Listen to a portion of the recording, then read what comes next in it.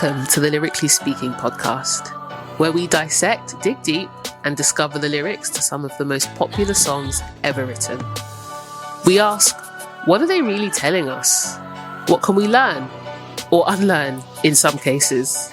I'm Louise. And I'm Omar. And here on the Lyrically Speaking podcast, we share our thoughts on how the broader themes from these songs relate to our real everyday lives. So if you love music, if you enjoy critical thinking and reflecting on life's bigger themes while having a laugh with friends, then this is the place for you. So today we have a song from an artist. We have a song. We have a song. I'd like to think we have a song at the very minimum. Yes. Yes, hopefully we do have a song. But we have a song from an artist who I would call P. Diddy's troll. P. Diddy's really? number one troll. Yes. Why would you call him P. Diddy's troll? He has his foot on P. Diddy's neck. He is not letting up on I P. didn't know Diddy. this. I didn't know Yes. this. Can you please share this? He actually recently sold a documentary he's done about something like surviving P. Diddy to Netflix. Is that for real? I actually thought that was clickbait because sometimes online you see all these, this celeb said this about P. Diddy, this celeb. So I honestly thought that was clickbait. I did not know that was actually real. It's real. Even before the allegations about P. Diddy came out, he was not a fan of P. Diddy and on P. Diddy's neck. So you might have guessed who the artist is, but today we're looking at 21 Questions by 50 Cent. 21 Yes, and that was a song that was released in 2003. Do you remember what you were doing in 2003, Omar? Yes, you know what? What was I doing? In 2003, that was university, I believe. Or just before uni. Yes, I remember it. I remember the summer. Just before university. That's when this song came out. It's all flashing back. Back. So you might have been doing your A-levels actually then, because it was released in April. Yeah. 2003. I was just wrapping up the exams. Yeah. I was doing it too. Here's me acting like I want to do my A-levels. I know. Well. You might have been. I'm not as old as you. Yes, you were both doing A-levels. And the album had been released in February of that year. So just a few months ago, he released 21 Questions. And it did commercially, did really, really well. Was it his first album? This one? Yes, Get Rich or Die Trying. This was when he first came out. Yes, yeah. It's all coming back to me. And he was the big thing. I mean, I've never really been a massive... I've had my moments. I've had my moments of hip hop, but I wouldn't say I was like a massive 50 Cent fan. But he was very popular. I remember that all the boys were trying to be like him. He was like the person to be like, because he was this entrepreneur, mogul, rapper that came off the streets and all of this. So, the big story behind him was that he'd been shot. That was the one. Many times. 50 times? But particularly through his jaw. And so that's why his jaw had that look about it. Yeah, it's all coming back now. It's all coming back. I was a huge hip hop fan. Hip hop was my thing back then. Hip hop, rap, all of that. So I do remember this album. I remember the song. I had the song on repeat, and it featured Nate Dogg, who is an old school singer who's actually passed away now. And it reached number one on the Billboard Hot 100. And it was 50 Cent's second number one single, probably after In the Club. Yeah, I suspect In the Club was first. Yeah. I think that was his first release. So we're going to get into the lyrics today. And there's a lot of questions. So bear with us. 21 questions. If I fell off tomorrow, would you still love me? Boy, deep. If I didn't smell so good, would you still hug me? And that's an important question, actually, because not everyone always smells good. Not everybody does. But it's quite a difference. Like, if I fell off, that's quite a, serious start. If I fell off tomorrow, would you still love me? If I didn't smell so good. So you might say it's trivial. The smell thing might be trivial in terms of like falling off, like your whole career falling off. But clearly very important to Fiddy. that, you know, if he's smelling a bit pongy, someone's still going to show him some love. I think the question is, why wouldn't you be smelling good? What's going on here? That's what I'd want to know 100%. Before I sign up to this. What's the reason that you're not smelling good? If I didn't smell so good, would you still hug me? Unless it's a thing of like, you know, I always smell good. You're just like, as if he's trying to say, you're just with me because I smell good, because I smell so good. But if I didn't, you know, what would happen between us? So is smell important to you? It is quite. I'm not saying that you need to have the best fragrance in the world, but I just think natural body odor, you know, your general body odor does need to, you know, come a bit correct for me. Like some people can have quite strong, like if you've just been working out or, you know, it's been a long day, fine. But I think like, if, you know, we're both supposed to be like fresh out the shower, you know, on our way to work or whatever, I would want there to be a nice scent there. You know, I want to smell something fresh. So your answer to that question might be no. It might be. Good. So now we know. Not very nice, Omar. Not very nice. Okay. So then if I got locked up and sentenced to a quarter century, so we're talking 25 years. 25 years. Could I count on you to be there to support me mentally? I mean, I think she'll need some mental support, 100%. Won't she? If her husband's been locked away. 25 years. I mean, to be there for you, to support you. I mean, it's a bit selfish, actually. What about, you know, and you know, in our last Jagged Edge episode, we spoke about when you get into a relationship, not just asking, what can you do for me, but what can you give and how can you serve? Definitely. If I got locked up, could I count on you to support me mentally? It's a lot to ask. And 25 years is a long time. I don't think a lot of people could say yes with their whole chest and stick with that. You're going to probably have ups and downs with that. But very interesting. Very interesting. So what's your answer, Omar? Am I supposed to give an answer? If I got locked up, so are you? I mean, you know what? I would say yes. You could count on me to do my best to support as best I could. That's what I would say. I would support as best I could.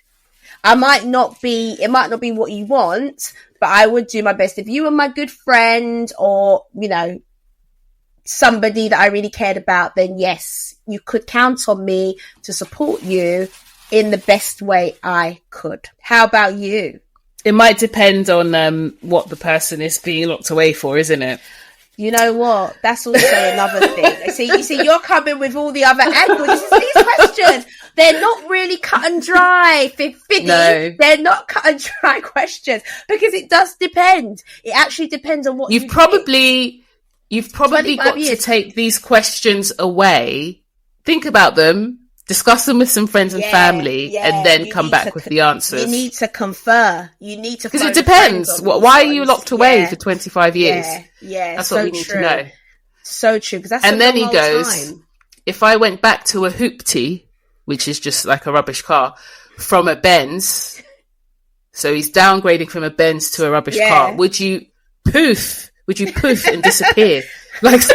Now, like some of my friends. I'm looking at these friends sideways. How are you going to just disappear because man had to downgrade the car? Who are these friends that he's hanging out with? These aren't good friends, no. These aren't good friends. Would you poof and disappear because I went back to a hoopty? No. I mean, what type of friends are they?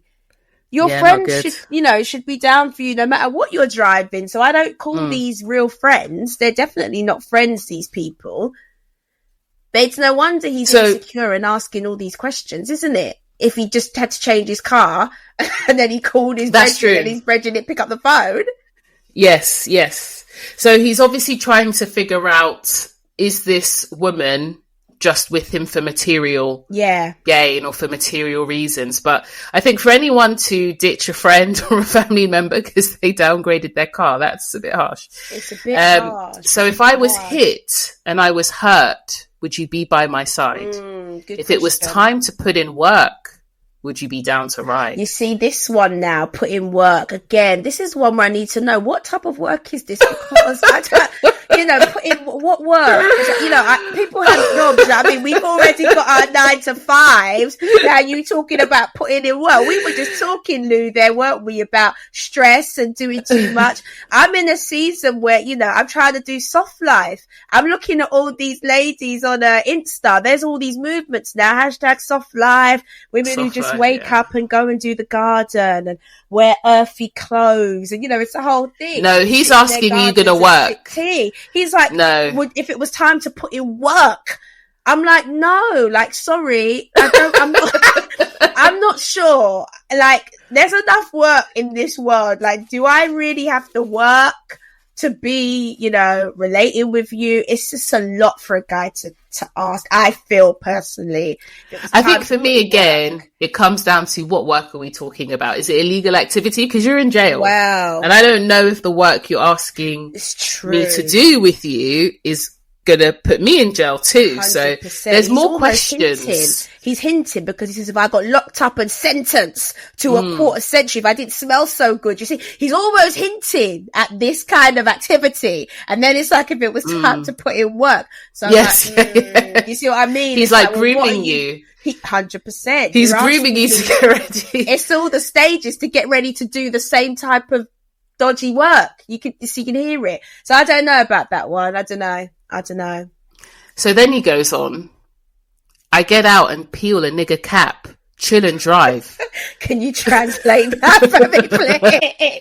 You're the one that was into hip hop. What does this actually mean? I get out and peel. And can we say this word? You used the N word. Can we say that? Are we allowed? I don't think we're even supposed to say this word. Why did you say the word peel so refined? You're like, I get out and peel. I get out and peel. Just that word peel. What happened? So it means actually, killing someone. I won't go into any more detail. I'd get out and we never knew. We never knew he was asking us to commit to this. This is what I mean. So he says peeler, cap.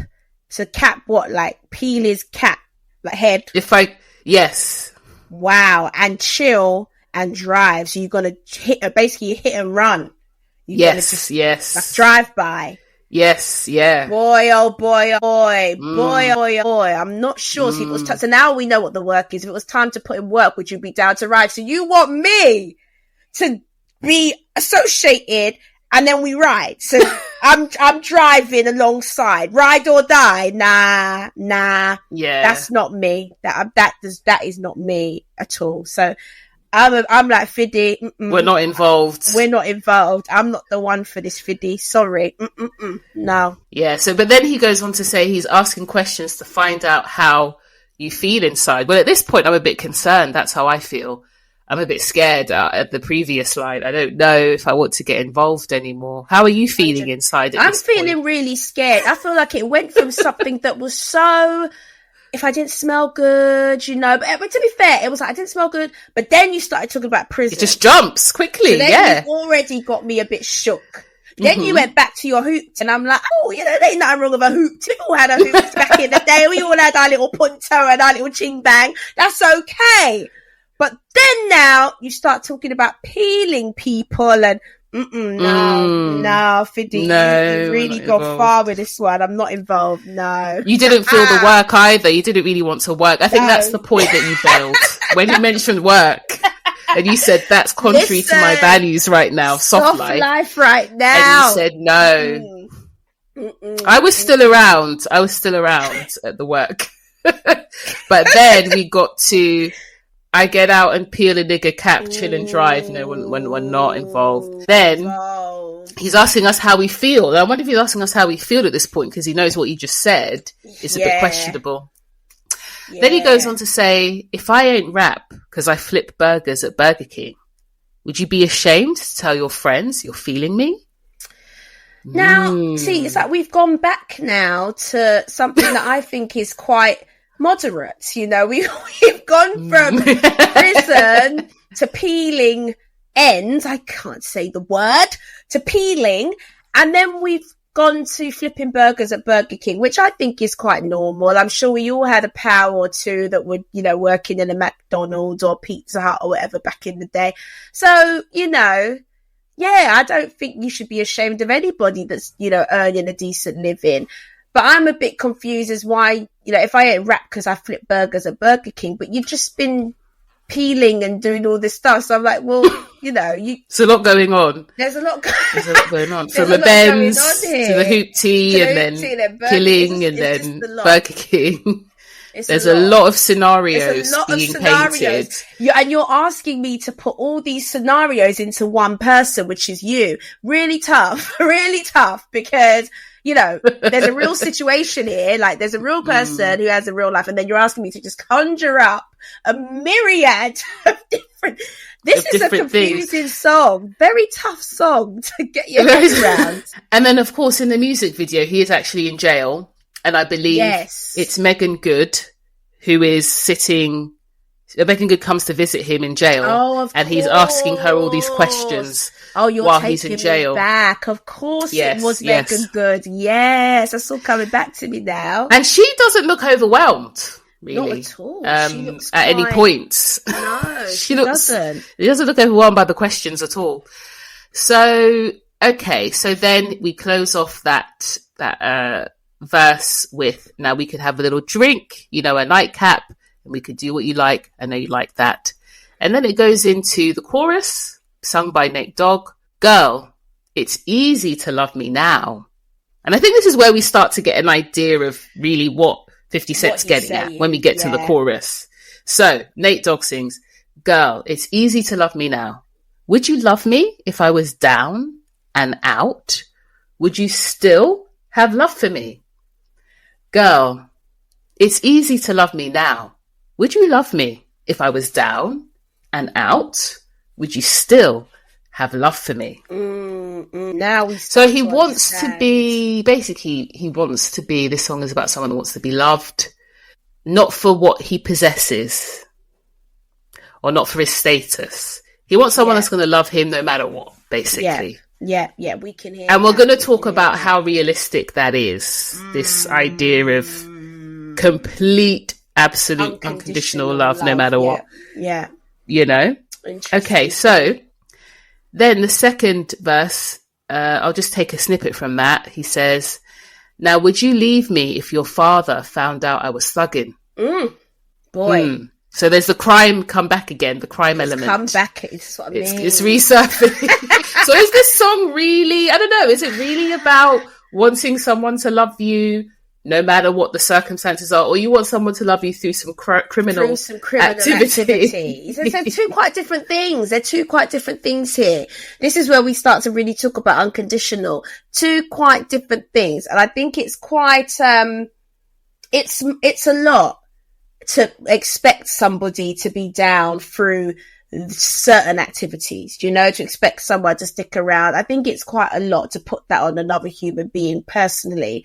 And that's what it seems like Fiddy is doing here.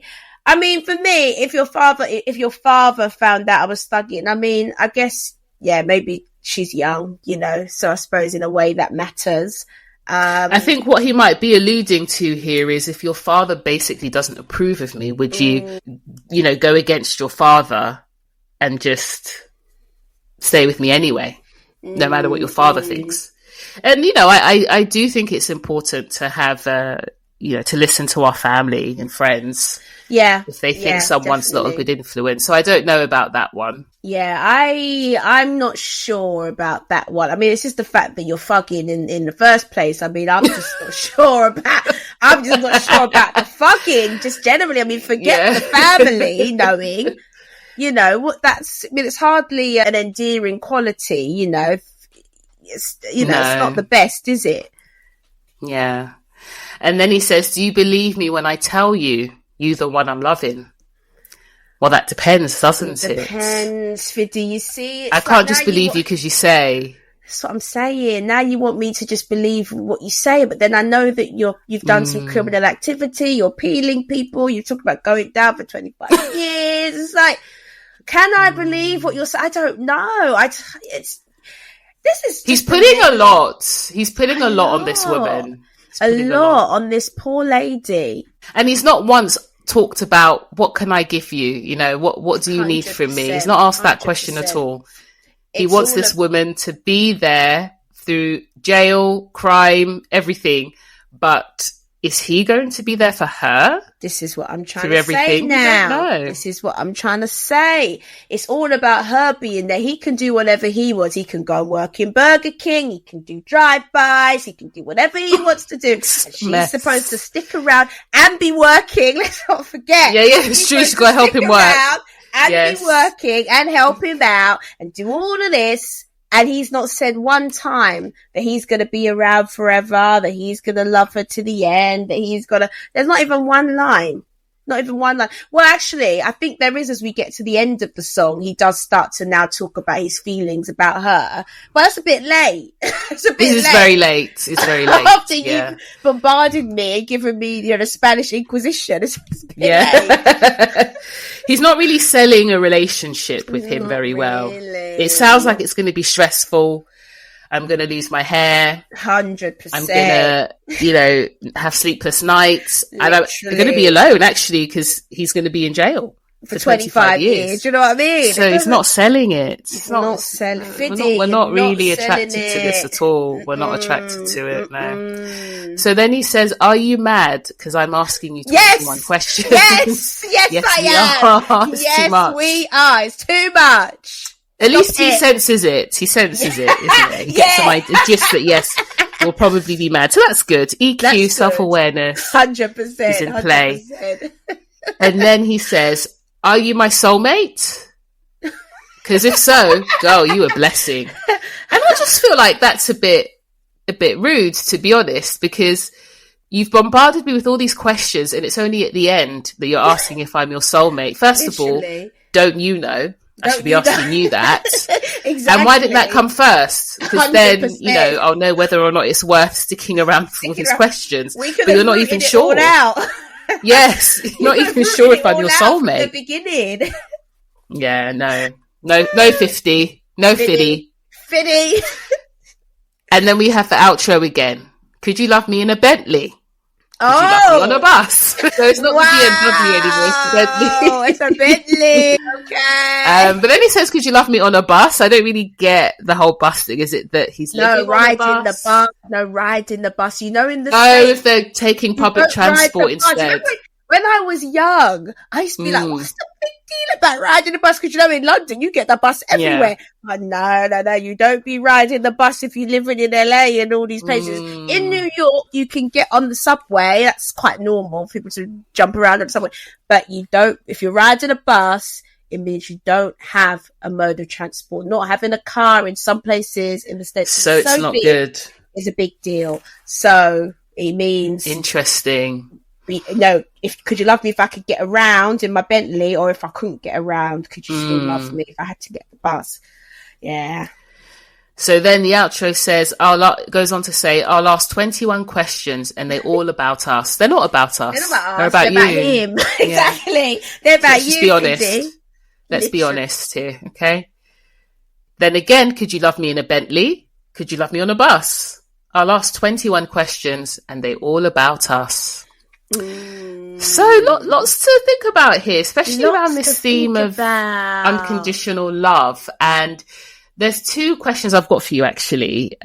These lyrics remind me of that whole concept of ride or die chick, a woman that will go through anything with you. But my question is being ride or die or unconditional love always a good thing for the person on the receiving end of it? No, I mean, I can straight away say, no, it's not. I think that being ride or die in that way means that you can, put your own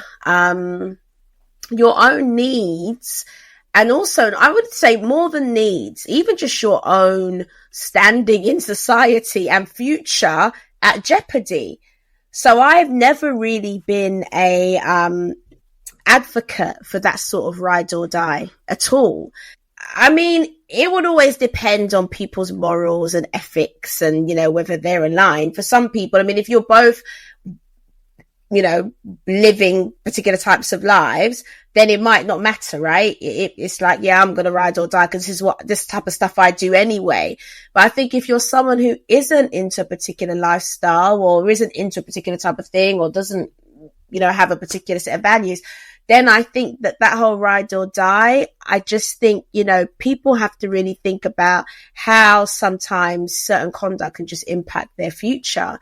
And I think that the problem with it is that really most times the only person that really is impacted is the person that's riding. You know what I mean? Like ride or die, the person that's riding is the one that's really impacted, because the person that's doing the crime or do whatever, they were going to do it anyway. But you have now impacted your whole life. You might get derailed. Yes. Yeah, your future could be derailed. For another human being, which I just think it's a bit far to go. But again, that's the thing. When the emotions run high, you can feel like, oh, I have to because this person has done so much for me. But I think, you know, you need to be able to think further than...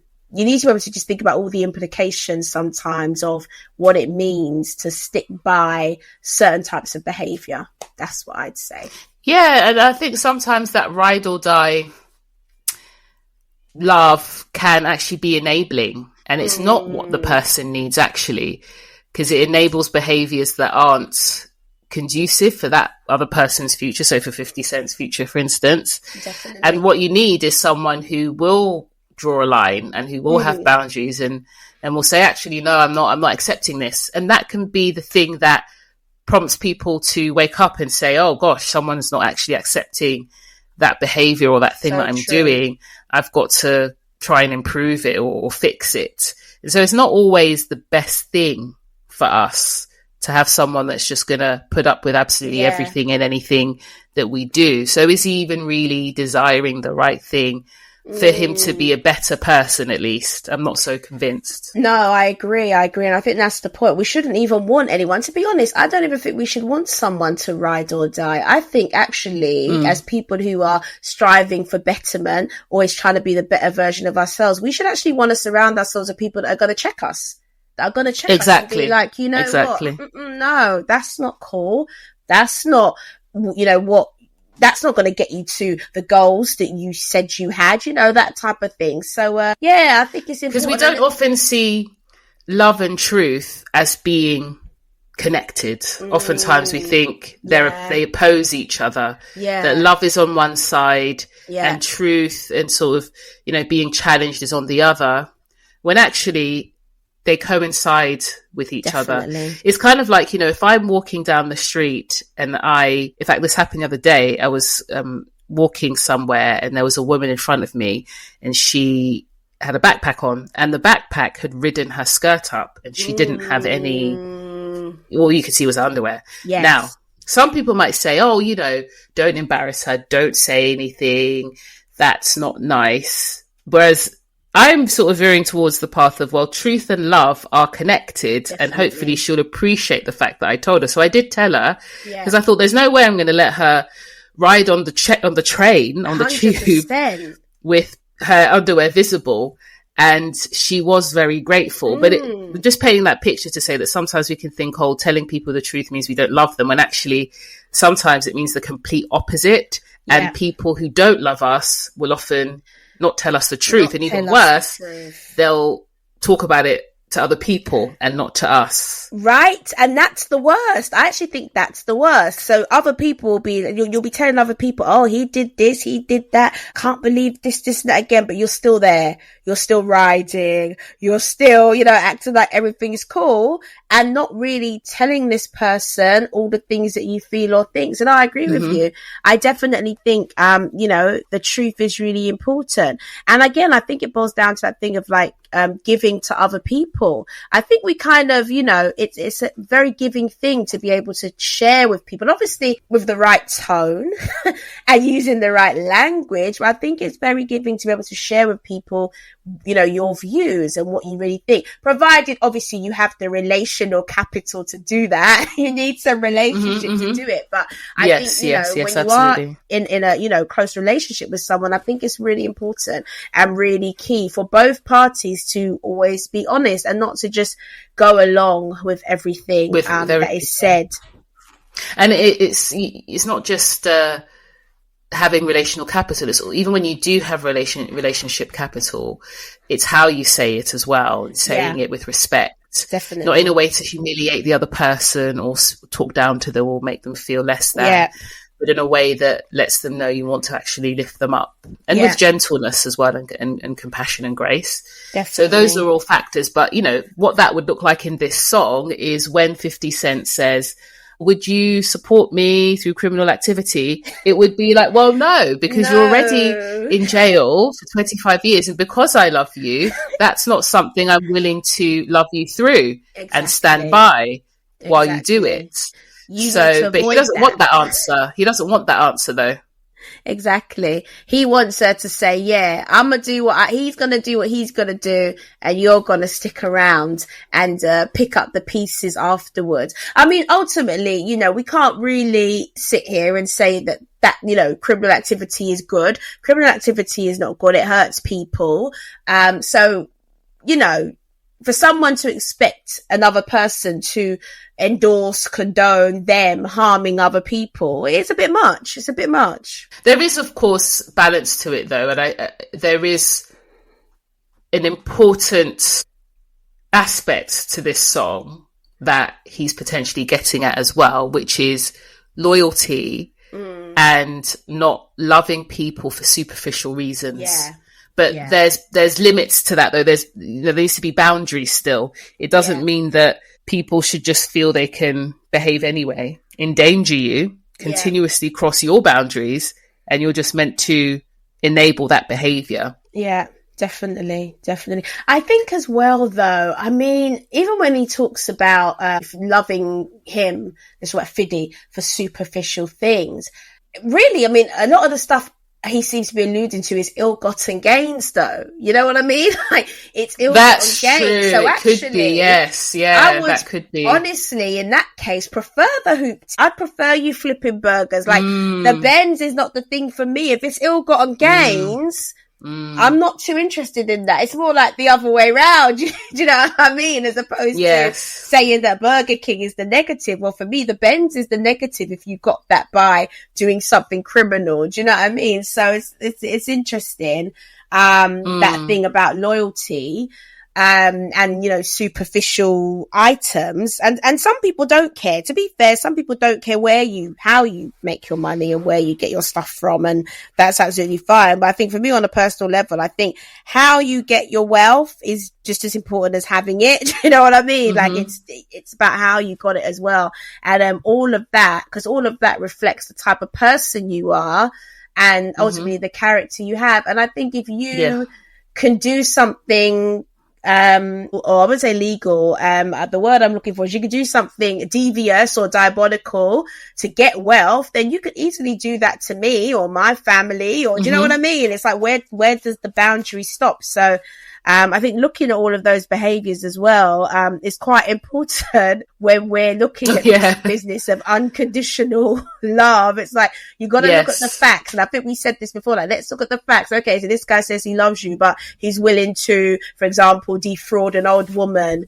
to get something for you. It's like, is that he'll defraud you one day. Exactly. Is that the type he'll of defraud you one day. You want to encourage, So I think a better thing to focus on, rather than this sort of love me through anything, even when I'm crossing your boundaries and endangering your life, I think a better thing to look at is reciprocal love. And that's something we mentioned on a previous podcast, but a love that considers the other and that seeks to serve the other person, and rather than it being self-centered, which actually I think this song is. It's quite self-centered. Very self-centered. He's not thinking about the impact of any of these things on the other woman. He just wants her to follow his lead. Or follow whatever he does and accept it. 100%. What do you think about reciprocal love versus unconditional love, do you think there's any difference between that? There is a truth to loving people unconditionally. There is a truth to that. And I think we should ultimately look to love unconditionally. But I think what the movies and like all these types of songs portray is a type of love where I will do anything to you and you're just going to sit around and take it. You know what I mean? Like, that's love. Like, I'll do anything and you just take it. I'll batter you and you'll just take it. Like, I'll treat you terribly and be mean, but you'll just take it because you should love me unconditionally. But I think they go hand in hand when we talk about the reciprocity, because when you have reciprocal love, it means that I'm not gonna want to hurt you. I'm not going to want to put you in a dangerous situation. I'm not going to want to harm you. I'm going to want to put you in as comfortable a, situation as possible. And it's not always possible to make someone feel good all the time. You may do things without knowing, but then when you do find that you've done something, it's rectifying that to ensure that you're still building the other person up, lifting them up. So I think unconditional love, we should love unconditionally, but I think it goes hand in hand with reciprocity. Just as we want that person to tell us the truth, to build us up when we're down, to support us if we fall off, if we lose our job and we've got to go back to a hoop team, we want them to support us. We have to always also be willing to do the same for them. So that's where I think it goes hand in hand. One person cannot be loving unconditionally and one person's just a receiver. It's got to go hand in hand. There has to be that reciprocity. And whenever there isn't that reciprocity, that's when you end up with relationships that are toxic. One person is doing everything and they're unconditional, but the other person is just taking. That becomes very toxic and dysfunctional. So I've said a lot, but that's how I'd summarize it. We need unconditional love, but we must have reciprocity at the same time. Totally. And I think for the person who is on the receiving end of these questions, so whether it's a guy or a girl, I think they need to think about their non-negotiables. So when they're being bombarded with all these questions about, would you still stick around if this happened and if that happened? At that point, I think it's important for those non-negotiables to come to the forefront, especially, when you're dating or whatever. Do you think that it's worth having those non-negotiables clearly defined, or actually is it a bit pointless because you don't really know how you might respond when a situation arises? I think it's good to get it out in the open, get it defined, because what I might say is a non-negotiable, you might say, well, let me stop you right there. I can never do that. Or that's something that's going to be hard for me. So you already know there's going to be a tension point. Now you can make a decision to say, okay, well, I'm letting you know that's going to be tough, but we care about each other enough. Let's face it when we meet it. Or you can make the decision to say, you know what? We're potentially not the best match. So let's not even get into something that is potentially going to cause either one of us to compromise our value system or, to do something that pushes us beyond, the boundaries that we've set for ourselves. So I think it's definitely good to lay it all out so that there's no surprises. But maybe that's me. Maybe I take too much of a logical approach when it comes to relationships. But I think, it's important to you. We've talked about this before. I think in our last episode, we talked about being logical. It's important to use your head as well as your emotions, because it's oftentimes, our emotions that kind of fool us and deceive us. But if we're very clear and transparent and open, about particular things up front and we assess it logically, then we can, oftentimes avoid, or at least if not avoid, prepare for things that could be very negative situations in a relationship. I think having those non-negotiables when dating is so important because it forms the basis of boundaries. And once we have those in place, then we're saying we know what we will and won't accept. Of course, we've got to ensure that those expectations and those non-negotiables tie in with our values so that we're establishing the right things. But I do think it's important to be clear on what they are and to even note them down.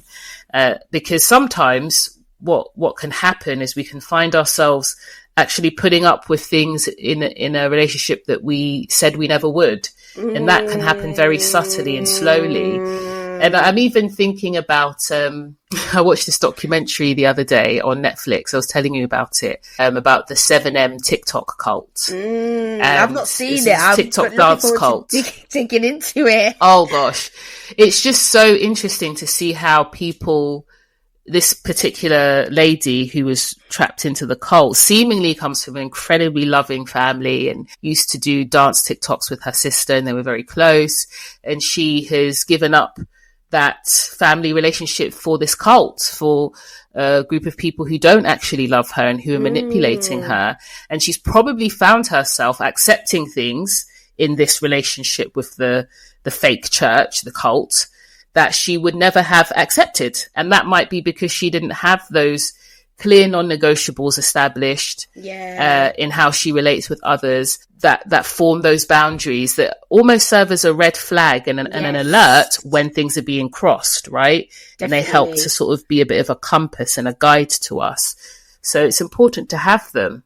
But almost no contact with her family for a few years. And of course, we've got to be wise in how we put them together, because we can't be establishing non-negotiables that we ourselves don't meet for other people. That's right. We've got to make sure we're doing it too. We've got 100%. To make sure that they're not unrealistic. Yep.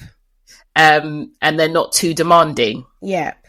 But as long as it factors in those things and they're gracious and whatnot, then we need to have those things in place. Otherwise, we end up rolling with things that we never thought we would.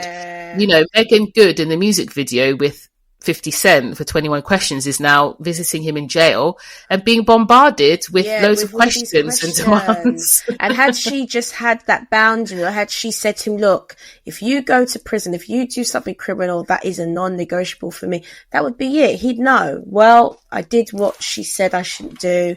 Yeah, I'm kind of on my own, you know, and he wouldn't then be bombarding her with all these questions. And she was looking very earnest in the video. She's nodding her head and she's looking, you know, do you remember? And it's all come back to me. She's nodding her head. She's like, yeah, baby, yeah. Because she's trapped now, because she's agreed to go along with all of this. She's now agreed to it. And so now she's feeling guilty if she decides it's not healthy for her and she's got to part ways. That's the problem. She's now got the pressure on herself that she might not have pressure had she just, you know, had we had the conversation up front. But fair play to Fiddy for asking the question, because to be fair, Fiddy knows himself and he needs to know. And I think actually Fiddy, you know, take it or leave it, but I think he's been very fair to actually call it up front. We said, should we discuss the non-negotiables? Fiddy's he's putting it out there. He's putting it out there. I think there's a bit of subtle manipulation in it though, because what he's doing is he's positioning he's putting the other person in a position to have to prove themselves to him. And so, you know how you said in the video, Megan was looking quite earnest. Yes. It kind of goes with all of that kind of vibe where you're like, oh, you know, I've got to show that, yes, I am, you know, someone that loves unconditionally, because that's defined as true love. Someone that will just take anything that's thrown at them and still keep loving. And while to a degree that is true, you know, people can go through difficult seasons. They're not always in top form and they can have challenges and highs and lows. Absolutely. We should stick by them, but that's not in replace of our boundaries, our non-negotiables of abuse, you know, of criminal activity. We've got to make sure that it doesn't cross those things at the same time. And that there's reciprocity as well, that it's not just one-sided, that it's both sides. And lastly, that there's still truth in the relationship. There has to always be truth there, and not just sort of lying to someone so that they can feel that you really love them. And I guess what I'd say is that's why it's important to define what love is for you in the relationship. How do you define love in that connection that you have with someone else? For someone, it could just be, agree with everything I do, be a yes man, support me. That is love. And for someone else, it could be actually, you know what? Check me, boo. If you see that I'm out of line or behaving in a way that is not conducive to either one of us. Yeah, definitely. Before you got married, did you have any non-negotiables? Before I got married, did I have non-negotiables? Yes, I believe I did have. Yes, I did. I did have some very strong non-negotiables. You know, you get to the point where you've got to have some non-negotiables, and I did have them. And I was quite clear that if these things were compromised, then it was just a no-go area for me. And it was very good, because when I did eventually put those things in place and was very, very strict on them, you know, my husband kind of came along. So, it was good. And I think it was because I was not wasting time. I say my husband came along, but I think had I not had those boundaries and those non-negotiables in place, I probably would have maybe wasted time with a couple more people doing things I didn't want to do. But, you know, I had them in place. I was very strict on them. I did not compromise. And then, you know, it kind of, I met someone that was very aligned and had the same values. How about you? Yeah, one of mine was honesty and transparency. And not only did you have to be honest and transparent, I had to really sense and discern that you were honest. Because, you know, sometimes someone might say, yeah, I'm telling you the truth, you know, believe me. But you just have a bit of a feeling that I'm not so sure. I can't put my finger on it, but there's something that doesn't seem transparent and honest here. If I just had that feeling, then it was a non-negotiable. No. And then with my husband, I had such a strong sense and feeling of trust. Not only did he demonstrate it with his honesty and transparency, but I felt it, and I discerned it very strongly that this person is not deceptive or is not, you know, hiding anything. They're very transparent and honest. And so that was very important for me, because I felt that I could trust. And then when I felt I could trust, I felt I could be myself. Definitely. So that was a big non-negotiable. No, definitely important. I think that's, I think that's the thing. I think you just have to, when you, like you said, anything that looks like it's not, you know, aligned to what is important to you, then you've got to let it go. I think one of the big things for me was actually strong family values. Not that you have to get along with every single family member to the max, but I think having that respect for family, just valuing family ties, I think that was a very important thing for me, because I'm close to my family, and so I didn't want someone that was just like, oh, whatever, like I do my thing, whatever, so just like a lone ranger. I needed someone that shared that value, and my husband obviously did. So that was definitely a non-negotiable for me. I wasn't, people who were just like, ugh, my mum, whatevs, you know, like it's a bit much for me. Like we wouldn't be aligned in that regard.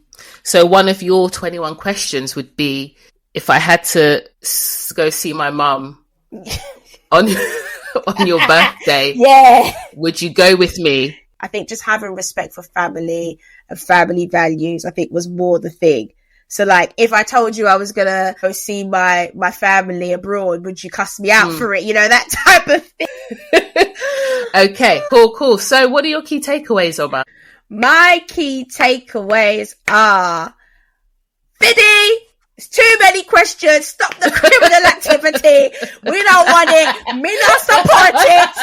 I'm not feeling it. I ain't gonna be with you with your hoopty. I ain't gonna be with you with the bed either. Don't be going to no jail for 25 years and making me sit outside lonely and cold. Nah, that's me done. My takeaways are done. The answer to all his questions for you is no. No. You just sit there and say no, brother. No. Hey, so you know, you're being honest. Spoke about transparency and truth and honesty. You know, at least that, you know, that's good. Because you have your own non-negotiables and your own expectations and boundaries. That's right.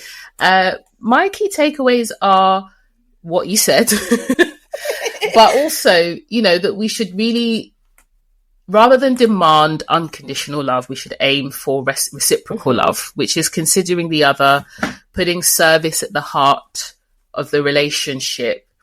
And I always say this to everyone, you know, when each individual in the relationship is thinking about the other first and foremost, then everyone kind of is happy. Everyone gets what they need. Everyone is considered. Now, we can't always do that. There are various things that make that challenging. But when our heart is at least, postured towards doing that, it helps. When our heart's postured towards ourselves, as 50 Cent has done in this song, Fiddy. Sometimes, it can cause problems for the other person. And the other takeaway is truth and love really do go hand in hand. They're not, mutually exclusive or separate from one another. They are connected. And sometimes that means in the midst of unconditional love, telling someone the truth and being honest. And then non-negotiables, we've got to have them. They form the basis of solid boundaries, and they stop us from accepting things that maybe we said we would never accept or never imagined we would accept beforehand. So thank you for joining us, everyone, for 21 questions episode. Thank you so much for listening. We're so grateful to all of you. Have a great rest of your week. Thank you so much for tuning in to another episode of the Lyrically Speaking podcast. We're so grateful for all of you, our listeners. We don't want this episode to be the end of us connecting. So tell us what your key takeaways were. They're probably different to ours, so we'd love to hear them. You can tweet us with your takeaways or leave them as a comment on our social media post or our YouTube video for this episode. We are at Lyrically Speaking Podcast across all platforms, including Instagram, TikTok, and YouTube, except X, where you can find us as at Lyrically Pod. You can find Louise on Twitter and Instagram as at Carlo Coaching, that's Carlo with a K, and me, Omar, as at Omar.coach.